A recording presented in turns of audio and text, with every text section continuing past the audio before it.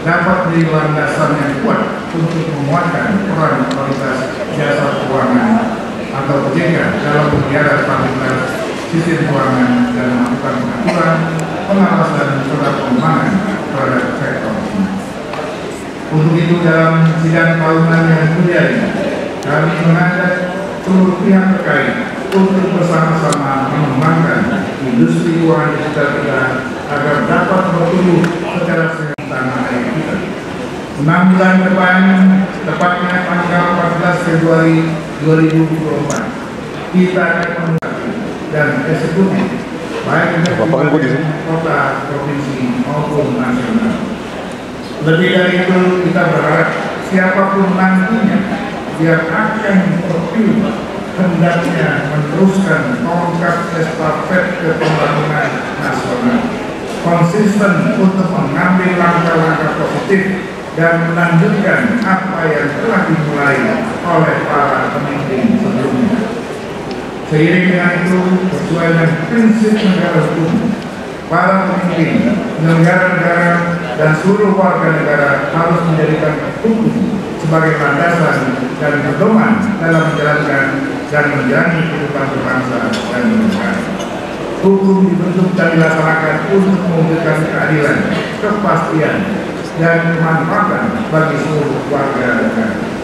Karena itu sudah selayaknya seluruh pemimpin partai politik dan juga para pemimpin dan tokoh bangsa untuk ikut mengambil tanggung jawab dalam mempersiapkan keberlanjutan kepemimpinan nasional dengan mendasarkan prinsip negara demokrasi berdasarkan hukum. Siapapun yang nantinya terpilih menjadi presiden dan wakil presiden, wajib kita dukung bersama-sama untuk menjalankan misi besar menuju Indonesia hari ini. Dari Aceh sampai Papua sudah tentu berbeda sukunya. Para capres kita sudah tahu siapa, meski masih belum jelas siapa cawapresnya. Sidang majelis dan dewan hadirin sekalian yang kita muliakan, situasi dunia saat ini sedang bergeser semakin besarnya kontribusi bangsa-bangsa Asia dalam sistem ekonomi dan politik global. Ditambah lagi kekuatan kolektif ASEAN yang selalu digadang-gadang sebagai basis pertumbuhan baru dunia. Indonesia akan dihadapkan pada suatu realitas yang kompleks menuju 2045, di mana Asia akan menjadi epicentrum pertumbuhan global.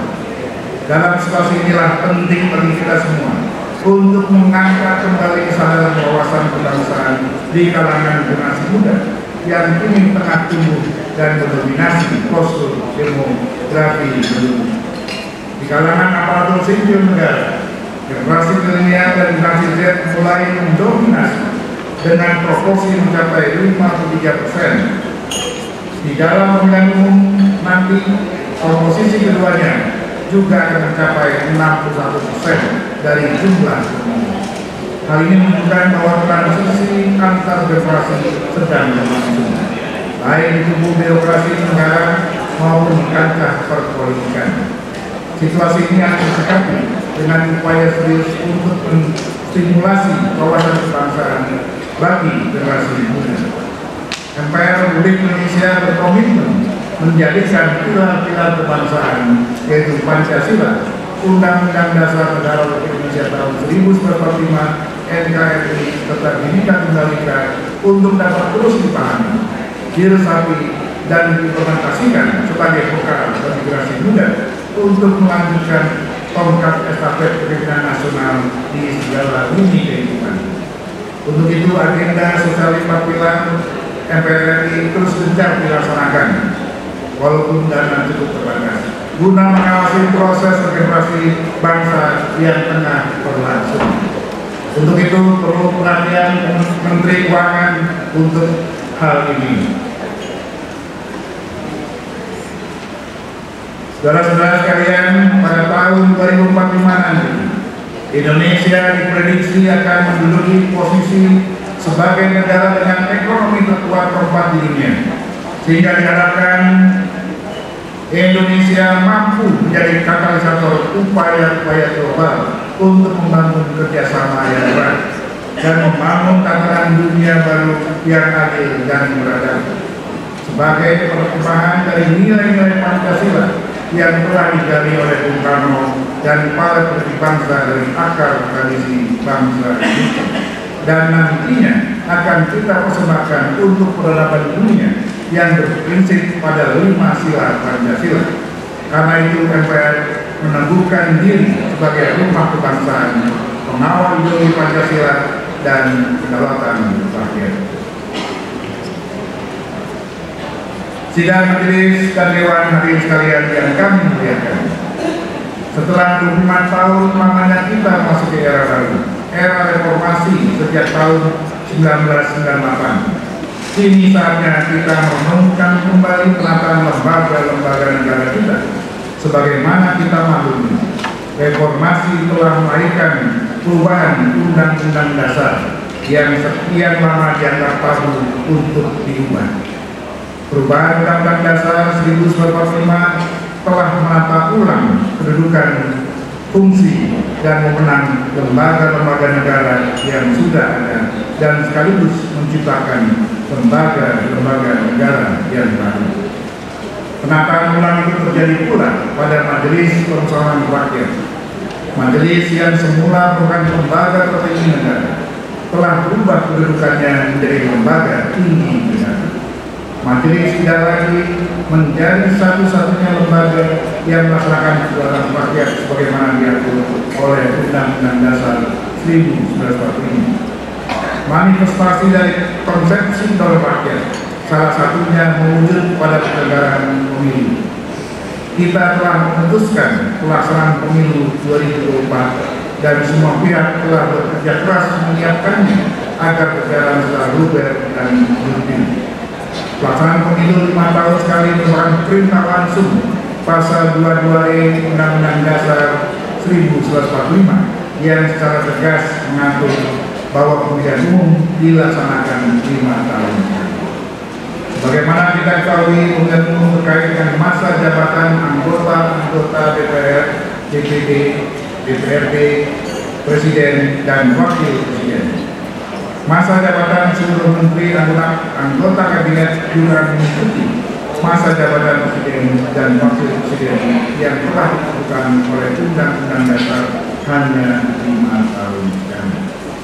Yang menjadi persoalan adalah bagaimana sekiranya menjelang pemilihan umum terjadi sesuatu yang di luar dugaan kita bersama, seperti bencana alam yang dahsyat berskala besar, peperangan, pemberontakan, atau pandemi seperti COVID kemarin yang tidak segera dapat diatasi, atau keadaan darurat negara yang menyebabkan pelaksanaan pemilihan umum tidak dapat diselenggarakan sebagai mana mestinya tepat pada waktunya sesuai perintah konstitusi. Maka secara hukum tentunya tidak ada presiden dan atau wakil presiden yang terpilih sebagai produk hukum.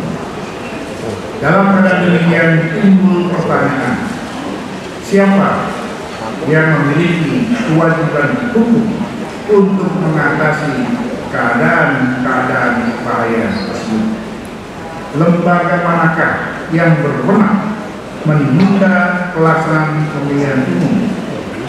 Dan bagaimana pengaturan konstitusional jika pemilihan umum tertunda, sedangkan masa jabatan presiden, wakil presiden, anggota-anggota MPR, DPR, DPD, dan DPRD, serta para menteri anggota kabinet telah habis. Masalah-masalah di atas belum ada jalan keluar konstitusionalnya setelah perubahan Undang-Undang Dasar 1945. Hal itu memerlukan perhatian yang sungguh-sungguh dari kita semua sebagai warga bangsa. Di masa sebelum perubahan Undang-Undang Dasar 1945, MPR masih dapat menetapkan berbagai ketetapan yang bersifat pengaturan untuk melengkapi kevakuman pengaturan di dalam konstitusi kita. apakah selaku Undang-Undang Dasar MPR masih memiliki kewenangan untuk melahirkan ketetapan yang bersifat pengaturan tersebut. Hal ini penting untuk kita pikirkan dan diskusikan bersama demi menjaga keselamatan keutuhan kita sebagai bangsa dan negara. Sesuai amanat ketentuan pasal 1 ayat 2 Undang-Undang Dasar sebagai representasi dari prinsip daulat rakyat, maka MPR dapat diatribusikan dengan kewenangan subjektif superlatif dan kewajiban hukum untuk mengambil keputusan atau penetapan yang bersifat pengaturan guna mengatasi dampak dari suatu keadaan kahar fiskal maupun kahar politik yang tidak dapat diantisipasi dan tidak bisa dikendalikan secara wajar. Idealnya memang MPR Republik Indonesia dikembalikan menjadi lembaga tertinggi negara sebagaimana disampaikan Presiden kelima Republik Indonesia Ibu Haja Megawati Soekarno Putri pada hari jadi ke-58 Amanat tanggal 23 Mei 2023 yang lalu. Sidang majelis dan dewan hari sekalian yang kami muliakan, sebelum kita mendengarkan laporan kinerja lembaga-lembaga negara yang akan disampaikan oleh Presiden sekaligus juga pidato perdana Presiden dalam rangka memperingati Hari Ulang Tahun ke-78 Republik Indonesia, perlu kami sampaikan bahwa sesuai dengan kesepakatan setelah tahun lalu sidang bersama DPR dan DPD dipimpin oleh Ketua DPR, maka pada sidang bersama DPR dan DPD tahun ini akan dipimpin oleh Ketua DPD. Selanjutnya, izinkan kami mengakhiri pidato pengantar sidang tahunan MPR 2023 ini dengan dua baris pantun untuk membuka kesadaran kolektif kita dalam berbangsa dan bernegara. Burung merpati berbeda warnanya, namun yang bertelur tetaplah betina. Pilihan koalisi bolehlah berbeda calonnya, tapi tujuan kita sama, menuju Indonesia jaya. Air mengalir dari daratan, hilirnya pastilah dilakukan. Apakah Ganjar, Prabowo, atau Anies yang dicalonkan, pembangunan harus terus dilanjutkan. Demikianlah pidato pengantar sidang tahunan MPR Republik Indonesia tahun 2023. Semoga Allah Subhanahu wa Ta'ala, Tuhan yang Maha Kuasa, senantiasa melimpahkan rahmat dan hidayahnya kepada kita semua. Amin ya rabbal alamin. Selanjutnya saya persilakan Ketua DPD Republik Indonesia Bapak Lanyala Mahmud Mataliti untuk memimpin sidang bersama DPR dan DPD. Sekian, wabillahi hidayah. Wassalamualaikum warahmatullahi wabarakatuh.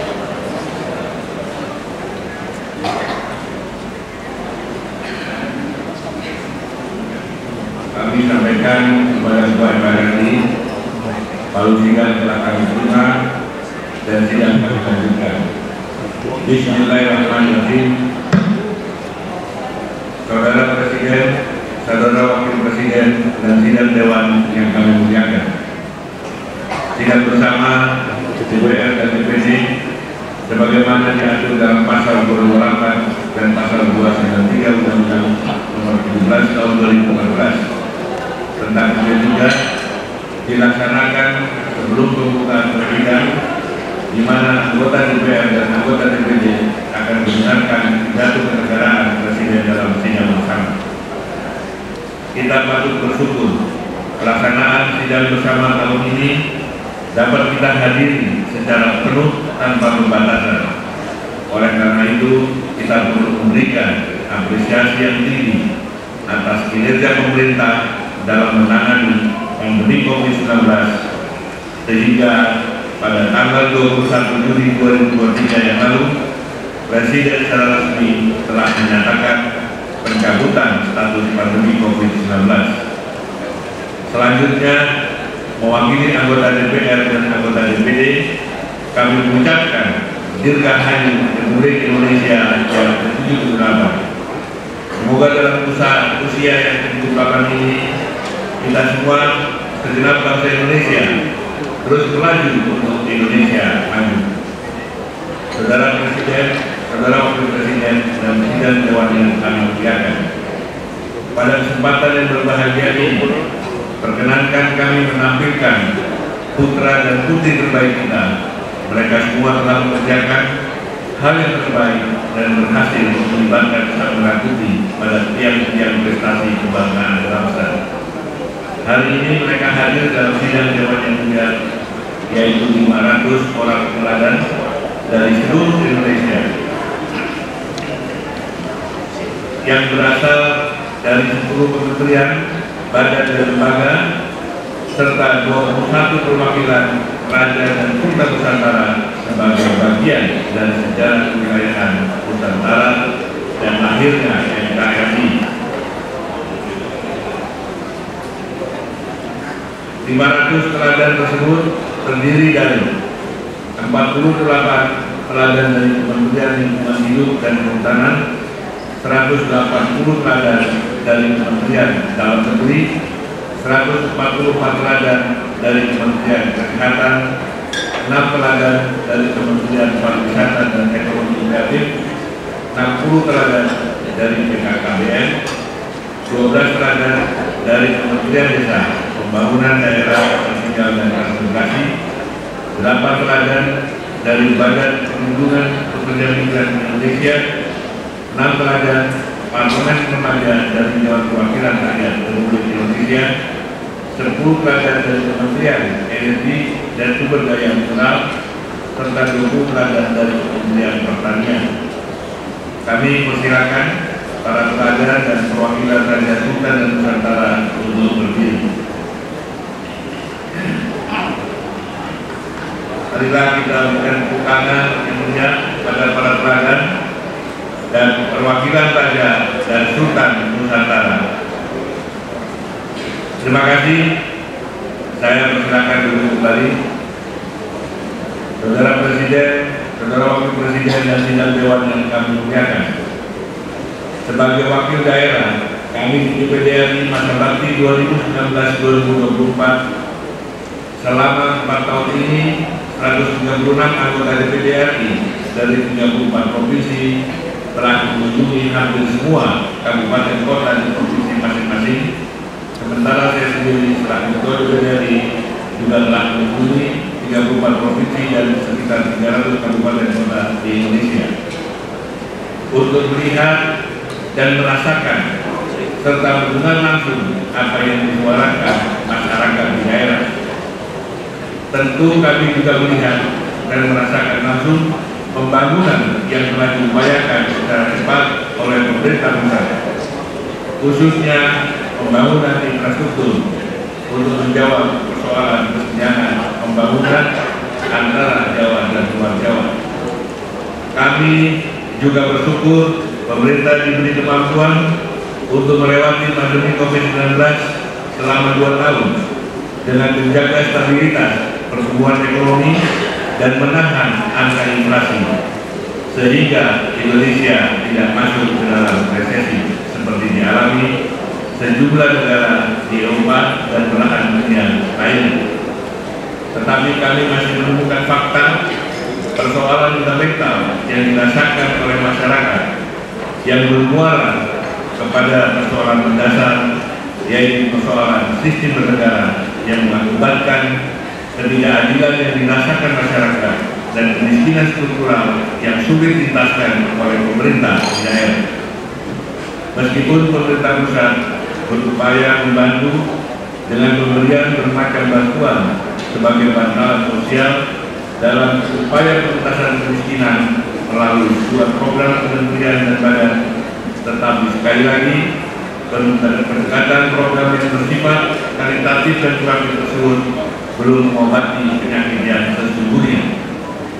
Karena persoalan yang sesungguhnya dan paling mendasar adalah kita sebagai bangsa telah kehilangan saluran dan sarana untuk membangun cita-cita bersama kita sebagai sebuah bangsa.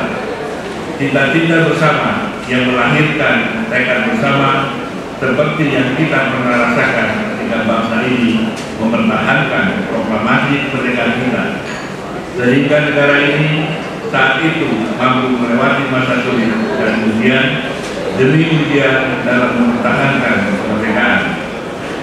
Tekad bersama memang hanya bisa dilanjut melalui saluran dan sarana yang memberikan ruang kedaulatan kepada rakyat sebagai pemilik negara ini dalam sebuah ikatan yang mampu menyatukan, mampu memberikan rasa keadilan, dan mampu menjawab tantangan masa depan melalui jati diri bangsa ini.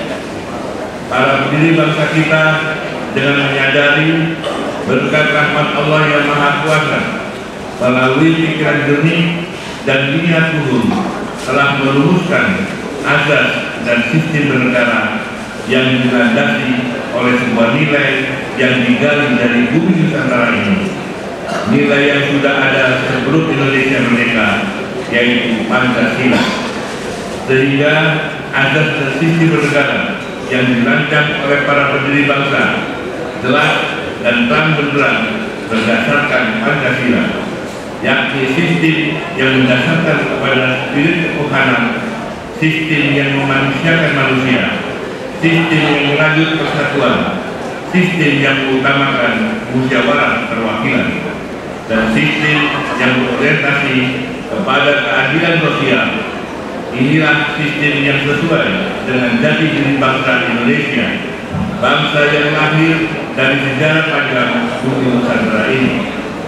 Sayangnya, sistem tersebut belum pernah secara benar kita terapkan, baik di era Orde Lama maupun Orde Baru, bahkan semakin kabur di era reformasi akibat amandemen konstitusi pada tahun 1999 hingga 2002 silam. Karena faktanya, berdasarkan kajian akademik yang dilakukan beberapa profesor di sejumlah perguruan tinggi, ditemukan kesimpulan bahwa Undang-Undang Dasar hasil perubahan pada tahun 1999 hingga 2002 yang sekarang kita gunakan telah meninggalkan Pancasila sebagai norma hukum tertinggi. Perubahan isi dari pasal-pasal dalam konstitusi tersebut membuat Undang-Undang Dasar Negara Republik Indonesia 1945 justru menjabarkan semangat individualisme dan liberalisme. Bahkan Komisi Konstitusi yang dibentuk melalui ketetapan MPR nomor 1/MPR/2002 yang bertugas melakukan kajian atas amandemen tahun 1999 hingga 2002 telah menyatakan akibat tiadanya kerangka acuan atau naskah akademik dalam melakukan perubahan Undang-Undang Dasar 1945 merupakan salah satu sebab timbulnya inkonsistensi teologis dan konsep dalam mengatur materi muatan Undang-Undang Dasar. Ini artinya perubahan tersebut tidak dilengkapi dengan pendekatan yang menyeluruh dari sisi filosofis, historis, sosiologis, politis, yuridis, dan kooperatif. Oleh karena itu, kami di DPD RI menyambut baik kehendak DPR RI untuk melakukan perbaikan dan menggunakan sistem bernegara kita sebagai sebuah jalan keluar untuk memberikan ruang bagi bangsa dan negara ini untuk merajut mimpi bersama guna melahirkan tekad bersama untuk mempercepat terwujudnya cita-cita lahirnya negara ini. Karena bagi kami perubahan global akan memaksa semua negara untuk semakin memperkokoh kedaulatannya sebagai sebuah negara, terutama dalam menghadapi tantangan masa depan yang semakin kompleks dan tidak pasti serta dipenuhi dengan suasana turbulensi. Dan untuk memperkokoh kedaulatan sebuah negara memerlukan tekad bersama, membutuhkan kerjasama, semangat perjuangan, dan sumbangsi positif serta keterlibatan semua elemen bangsa tanpa kecuali dan tanpa syarat.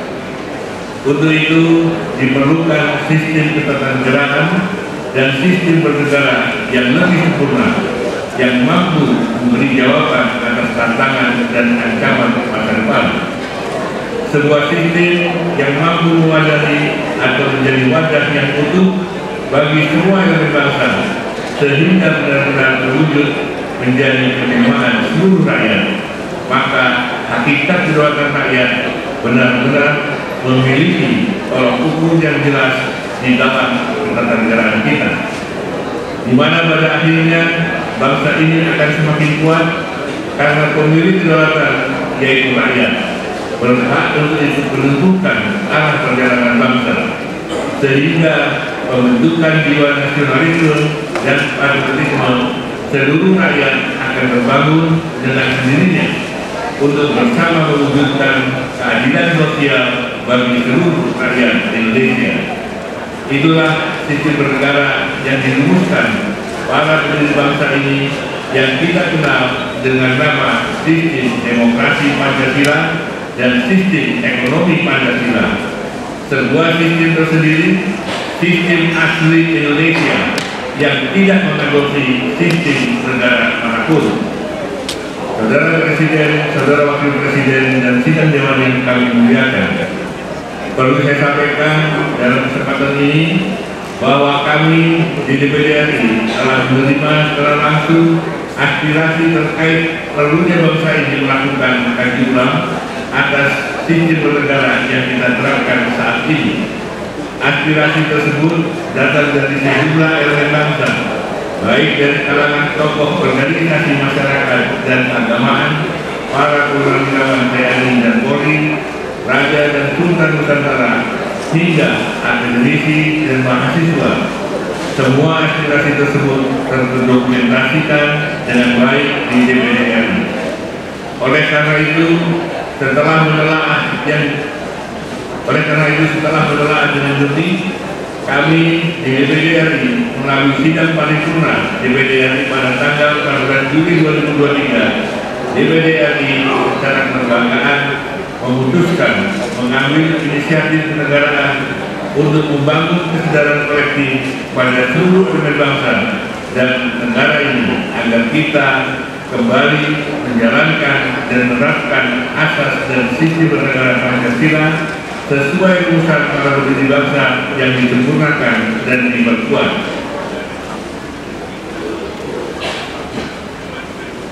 Penyempurnaan dan penguatan perlu dilakukan untuk menjawab adanya anggapan bahwa sistem rumusan para pendiri bangsa kita identik dengan sistem era Orde Baru. Padahal faktanya sistem tersebut belum pernah kita terapkan secara benar, baik di era Orde Lama maupun Orde Baru. Sehingga penyempurnaan dan penguatan tersebut perlu dilakukan sebagai sebuah ikhtiar untuk mencegah terulangnya praktek yang tidak sempurna di masa lalu. Berikut saya bacakan petikan keputusan sidang paripurna DPD RI tanggal 14 Juli 2023 terkait hal tersebut secara utuh sebagai berikut. Dengan menyadari adanya studi dan kajian akademik yang menyatakan bahwa perubahan konstitusi di tahun 1999 hingga 2002 telah menghasilkan konstitusi yang telah meninggalkan Pancasila sebagai norma hukum tertinggi. Untuk itu, sebagai kewajiban kewarganegaraan dan kewajiban kenegaraan untuk senantiasa menjunjung tinggi nilai-nilai Pancasila, maka DPD RI berpandangan untuk mengembalikan Pancasila sebagai norma hukum tertinggi konstitusi Negara Kesatuan Republik Indonesia. Dengan kembali kepada sistem bernegara sesuai rumusan pendiri bangsa seperti termaktub di dalam Undang-Undang Dasar 1945 tanggal 18 Agustus 1945 yang kemudian harus dilakukan penyempurnaan dan penguatan melalui teknik adendum konstitusi, di mana materi adendum dimaksud akan disiapkan secara lebih mendalam sehingga menjadi proposal kenegaraan DPD RI sebagai kedaulatan rakyat yang hakiki dan percepatan terwujudnya cita-cita dan tujuan lahirnya NKRI. Demikian bunyi keputusan tersebut, di mana DPD RI secara khusus akan menawarkan proposal kenegaraan dengan naskah akademik penyempurnaan dan penguatan sistem tersebut yang meliputi 5 hal pokok yang secara garis besar adalah: Pertama, mengembalikan MPR sebagai lembaga tertinggi negara, sebagai sebuah sistem demokrasi yang berkecukupan, yang menampung semua elemen bangsa yang menjadi penjelmaan rakyat sebagai pemilik dan pelaksana kedaulatan. Kedua, membuka peluang adanya anggota DPR RI yang berasal dari peserta pemilu unsur perseorangan atau non-partisan.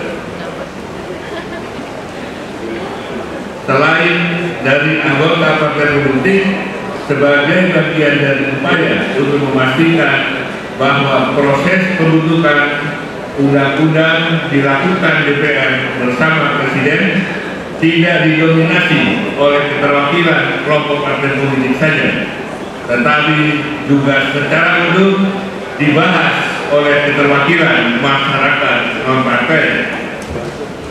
Ketiga, memastikan utusan daerah dan utusan golongan diisi melalui mekanisme pengisian dari bawah, bukan penunjukan oleh Presiden yang terjadi pada era Orde Baru.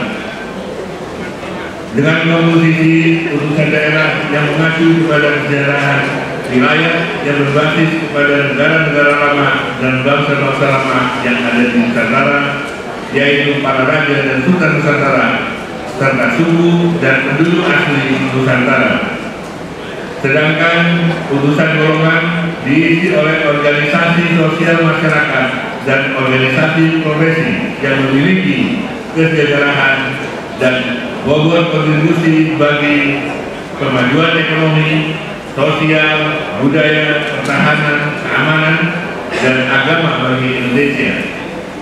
Keempat, memberikan kewenangan pada utusan daerah dan utusan golongan untuk memberikan pendapat terhadap materi rancangan undang-undang yang dibentuk oleh DPR bersama Presiden sebagai bagian dari keterlibatan publik yang utuh.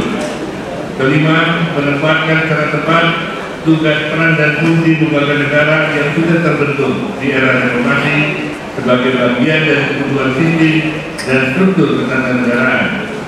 Dengan demikian, kita sebagai bangsa telah kembali kepada Pancasila secara utuh, sekaligus kita sebagai bangsa akan kembali terlanjut dalam tekad bersama di dalam semangat ketuhanan, kemanusiaan, persatuan, musyawarah, dan keadilan sosial. Karena pada hakikatnya kemajuan atau kemunduran suatu negara ditentukan oleh desain institusi politik, ekonomi, dan hukum. Suatu negara dapat terus berjalan dan mencapai titik kemampuan bila dikelola dengan cara yang tepat, sehingga menghasilkan stabilitas politik dan stabilitas harga. Indonesia sebagai negara kepulauan dengan keunggulan komparatif yang telah diberikan oleh Tuhan Yang Maha Kuasa sudah seharusnya menjadi negara yang mampu mewujudkan negara Indonesia yang merdeka, bersatu, berdaulat, adil, dan makmur, sehingga mampu melahirkan pemerintah negara Indonesia yang melindungi segenap bangsa Indonesia dan seluruh tumpah darah Indonesia, dan untuk memajukan kesejahteraan umum, mencerdaskan kehidupan bangsa, dan ikut melaksanakan ketertiban dunia yang berdasarkan kemerdekaan, perdamaian abadi, dan keadilan sosial. Mari kita hentikan kontestasi politik yang semata-mata ingin sukses meraih kekuasaan dengan cara liberal, karena telah menjadikan kehidupan bangsa kita kehilangan kehormatan, etika, rasa, dan jiwa nasionalisme serta patriotisme. Pemilihan presiden secara langsung yang kita adopsi begitu saja telah terbukti melahirkan politik kosmetik yang mahal dan merusak kohesi bangsa, karena batu uji yang kita jalankan dalam mencari pemilih nasional adalah popularitas yang bisa dinominasi. Begitu pula dengan elektabilitas yang bisa digiring melalui angka-angka, lalu disebarkan oleh para buzzer di media sosial dengan narasi-narasi saling hujat atau puja-puji buta, dan pada akhirnya rakyat pemilih disodori oleh realita yang membentuk sedemikian rupa. Indonesia punya pekerjaan yang lebih besar, lebih penting, dan lebih mendesak daripada kita disibukkan oleh hiruk pikuk dan biaya mahal demokrasi ala barat. Indonesia harus menyiapkan diri menyongsong Indonesia emas dalam menghadapi tantangan demografi penduduk usia produktif. Presiden harus mendapat dukungan penuh dari semua elemen bangsa sehingga percepatan terwujudnya cita-cita negara ini menjadi tekad bersama seperti yang pernah kita buktikan dalam mempertahankan kemerdekaan bangsa. Karena itu, semoga momentum peringatan kemerdekaan Indonesia kali ini dapat membangun kesadaran kolektif bangsa Indonesia untuk kembali kepada Pancasila sebagai falsafah hidup bangsa secara utuh. Saudara Presiden, Saudara Wakil Presiden, dan sidang Dewan yang saya muliakan, sampailah kita pada puncak acara sidang tahunan RRI dan sidang bersama DPRD, DPR dan DPD ini dalam rangka mendengarkan pidato kenegaraan Presiden Republik Indonesia. Pada Saudara Presiden kami persilakan.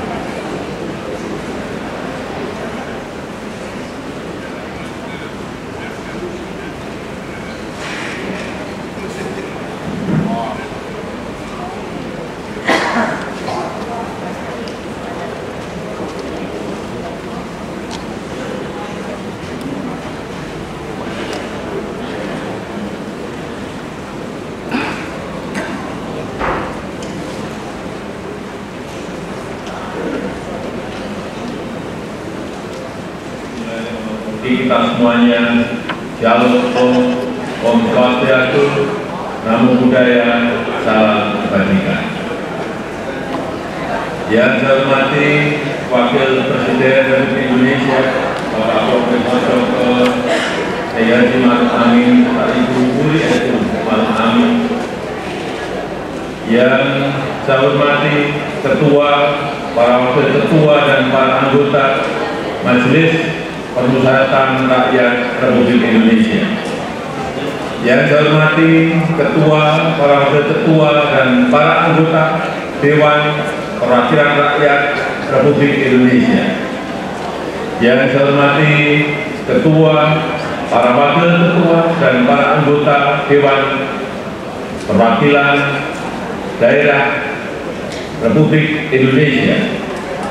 Yang saya hormati Ketua, para Wakil Ketua, dan para anggota lembaga-lembaga negara. Yang saya hormati Ibu Profesor Dr. Hajah Megawati Soekarno Putri, Presiden Republik Indonesia kelima. Yang saya hormati Bapak Jenderal TNI Tri Sutrisno dan Bapak Dr. Haji Hamzahas. Yang saya hormati Bapak Haji Muhammad Yusuf Kala beserta Ibu Hajah Mufidah Yusuf Kala. Yang saya hormati Ibu Hajah Sinta Nuriyah Abdurrahman Baik. Yang saya hormati Yang Mulia para Duta Besar negara-negara sahabat dan para pimpinan perwakilan badan dan organisasi internasional. Yang saya hormati para Menteri, Kabinet Indonesia Maju, Jaksa Agung, Panglima TNI dan Kapolri, serta Kabin. Yang saya hormati para Ketua Umum Partai Politik, Bapak Ibu, Saudara-saudara sebangsa dan setanah air, para hadirin yang saya muliakan.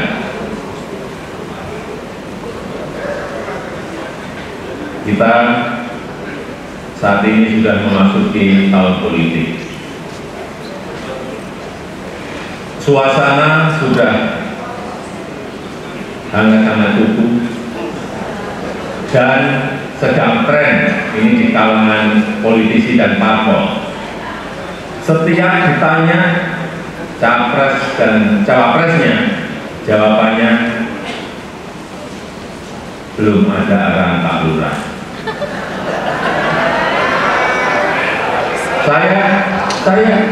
Saya sempat mikir siapa yang Pak Lurah.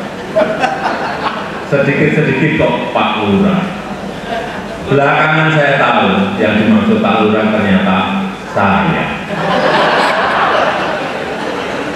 Ya, saya jawab saja. Saya bukan lurah. Saya adalah Presiden Republik Indonesia.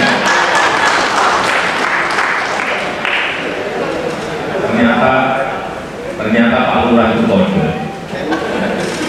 Tapi perlu saya tegaskan, saya ini bukan ketua umum parpol, bukan ketua umum partai politik, bukan juga ketua koalisi partai.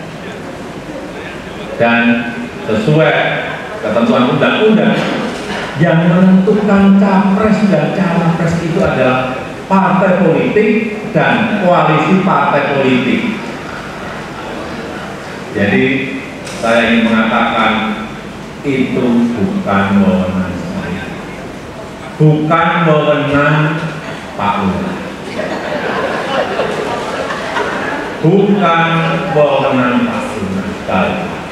Walaupun saya paham ini sudah menjadi nasib seorang presiden untuk dijadikan paten-patenan dalam bahasa Jawa, dijadikan alibi, dijadikan tameng.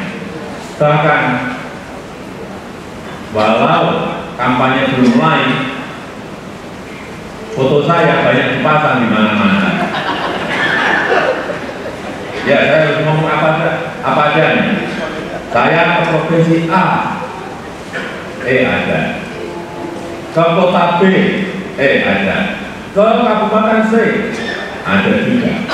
Sampai ke tikungan-tikungan desa saya lihat, ada juga. Tapi bukan foto saya sendirian. Ada di sebelahnya bareng capres. Ya, saya kira menurut saya sudah tidak apa-apa, boleh-boleh saja. Bapak Ibu yang saya muliakan, posisi presiden itu tidak senyaman yang dipersepsikan. Ada tanggung jawab besar yang harus diemban, banyak permasalahan rakyat yang harus diselesaikan. Dan dengan adanya media sosial seperti sekarang ini, apapun bisa disampaikan kepada presiden. Mulai dari masalah rakyat di pinggiran, sampai kemarahan, sampai ejekan, dan bahkan makian dan fitnah bisa dengan mudah disampaikan dengan media sosial. Saya tahu ada yang mengatakan saya ini bodoh,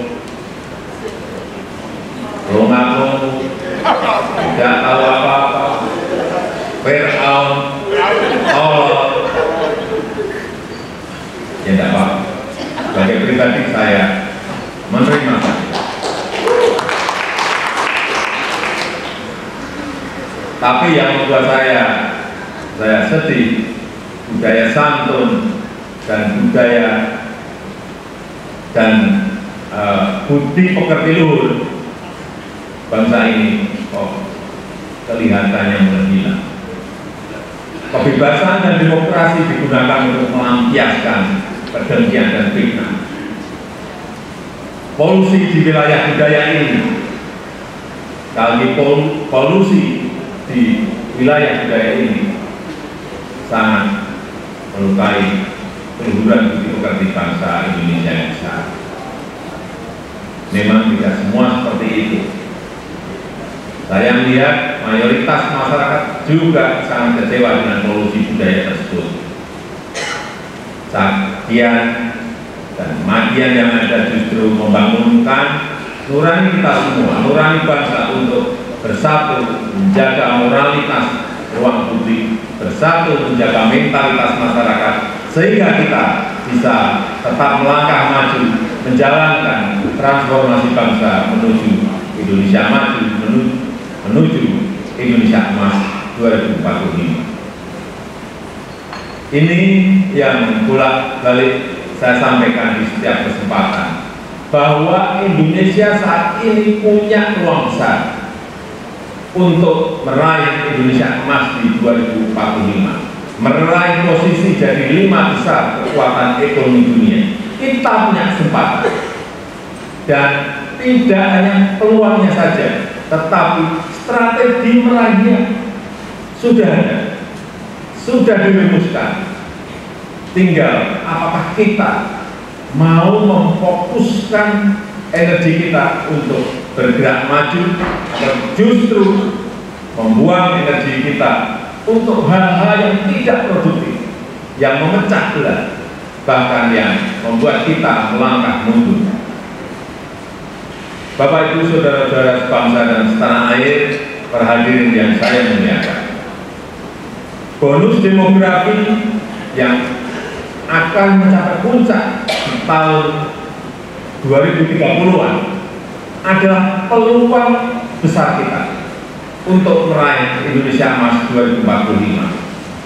68% adalah penduduk usia produktif. Disinilah kunci peningkatan produktivitas nasional kita. Selanjutnya, peluang besar yang kedua adalah international trust yang dimiliki Indonesia saat ini, yang dibangun bukan sekedar melalui gimmick dan retorika semata, melainkan melalui sebuah peran dan bukti nyata keberanian Indonesia dalam bersikap.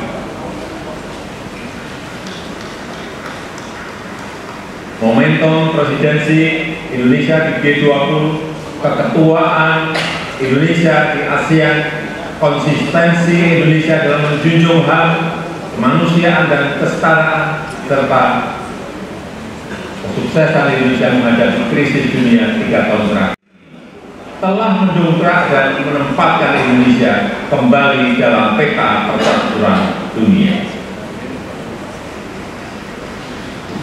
Dan di tengah kondisi dunia yang bergolak akibat perbedaan, Indonesia dengan Pancasilanya, dengan harmoni keberagamannya, dengan prinsip demokrasinya, mampu menghadirkan ruang dialog, mampu menjadi titik temu dan menjembatani perbedaan yang ada. Lembaga think tank Australia, Lowy Institute, menyebut Indonesia sebagai middle power in Asia dengan diplomatic influence yang terus meningkat tajam, dan Indonesia termasuk satu dari 6 negara Asia yang mengalami kenaikan comprehensive power. Tapi kemudian ada yang bilang, memang kenapa dengan international trust yang tinggi rakyat dan makannya nasi? International trust nggak bisa dimakan, ya, memang nggak bisa. Sama seperti jalan tol nggak bisa dimakan, ya memang. Nah, ini contoh menghabiskan energi untuk hal-hal yang tidak produktif. Tapi tidak apa-apa, saya malah senang. Memang harus ada yang begini-begini supaya lebih berwarna, supaya tidak monoton dunia ini. Bapak Ibu yang saya muliakan, dengan international trust yang tinggi, kredibilitas kita akan lebih diakui, kedaulatan kita akan lebih dihormati, suara Indonesia akan lebih didengar, sehingga memudahkan kita dalam setiap bernegosiasi. Peluang tersebut harus mampu kita manfaatkan. Rugi besar kita jika melewatkan kesempatan ini, karena tidak semua negara memilikinya dan belum tentu akan kembali memilikinya. Sehingga strategi pertama untuk memanfaatkan kesempatan ini adalah mempersiapkan sumber daya manusia Indonesia. Kita telah berhasil menurunkan angka stunting menjadi 21,6% di 2022 dari angka sebelumnya 30%. Menaikkan indeks pembangunan manusia menjadi 72,9 di 2022. Menaikkan indeks pemberdayaan gender menjadi 76,5 di tahun 2022. Menyiapkan anggaran perlindungan sosial total kalau dijumlah dari 2015 sampai 2023 sebesar 3.212 triliun, termasuk di dalamnya kartu Indonesia Sehat, kartu Indonesia Pintar, Tip Kuliah, PKH, kartu sembako, serta perlindungan kepada lansia, penyandang disabilitas dan kelompok-kelompok rentan lainnya, serta reskilling dan upskilling tenaga kerja melalui balai latihan kerja dan program kartu prakerja. Di saat yang sama, SDM yang telah kita persiapkan harus mendapatkan lapangan kerja untuk menghasilkan produktivitas nasional, sehingga kita juga harus mengembangkan sektor ekonomi baru yang membuka lapangan kerja sebanyak-banyaknya, yang memberikan nilai tambah sebesar-besarnya. Disinilah peran sektor ekonomi hijau dan hilirisasi sebagai window opportunity kita untuk meraih kemajuan. Karena Indonesia sangat kaya sumber daya alam, termasuk bahan mineral, hasil perkebunan, hasil kelautan, serta sumber energi baru dan terbarukan. Tapi kaya SDA saja, kaya sumber daya alam saja tidak cukup. Jadi pemilik saja juga tidak cukup. Karena itu akan membuat kita menjadi bangsa pemalas yang hanya menjual bahan mentah kekayaannya tanpa ada nilai tambah, tanpa ada keberlanjutan. Saya ingin tegaskan, Indonesia tidak boleh seperti itu. Indonesia harus menjadi negara yang juga mampu mengolah sumber dayanya, mampu memberikan nilai tambah dan mensejahterakan rakyatnya. Dan ini bisa kita lakukan melalui hilirisasi yang sudah ratusan kali saya sampaikan, puluhan kali saya sampaikan. Hilirisasi yang ingin kita lakukan adalah hilirisasi yang melakukan transfer teknologi, yang memanfaatkan sumber energi baru dan terbarukan, serta meminimalisir dampak lingkungan. Pemerintah telah mewajibkan perusahaan tambang sekarang ini untuk membangun pusat pembibitan, membangun pusat persemaian, untuk menghutankan kembali lahan pasca tambang, pasca penambangan. Hilirisasi yang ingin kita lakukan adalah hilirisasi yang tidak hanya pada komoditas mineral, tapi juga non-mineral, seperti sawit, rumput laut, kelapa, dan komoditas-komoditas potensial lainnya, yang mengoptimalkan kandungan lokal, yang bermitra dengan UMKM, bermitra dengan petani, bermitra dengan nelayan, sehingga manfaatnya terasa langsung bagi rakyat kecil. Upaya ini sedang kita lakukan dan harus terus dilanjutkan. Ini memang pahit bagi para pengekspor bahan mentah. Ini juga mungkin pahit bagi pendapatan negara dalam jangka pendek. Tapi jika ekosistem besarnya sudah terbentuk, jika pabrik pengolahannya sudah beroperasi, saya pastikan ini akan berbuah manis pada akhirnya. Terutama bagi kesejahteraan masyarakat Indonesia. Sebagai gambaran, setelah kita stop ekspor nikel ore di tahun 2020, investasi hilirisasi nikel pembusan. Kini telah ada 43 industri pengolahan nikel yang akan membuka peluang kerja yang sangat besar. Ini baru satu komoditas. Dan jika kita konsisten dan mampu melakukan hilirisasi untuk nikel, kemudian tembaga, kemudian boksit, kemudian CPO, dan rumput laut, dan yang lain-lain, berdasar hitung-hitungan perkiraan dalam 10 tahun pendapatan per kapita kita, dalam 10 tahun mendatang pendapatan per kapita kita akan mencapai 153 juta atau 10.900 dirham. Dalam 15 tahun pendapatan per kapita kita akan mencapai 217 juta rupiah.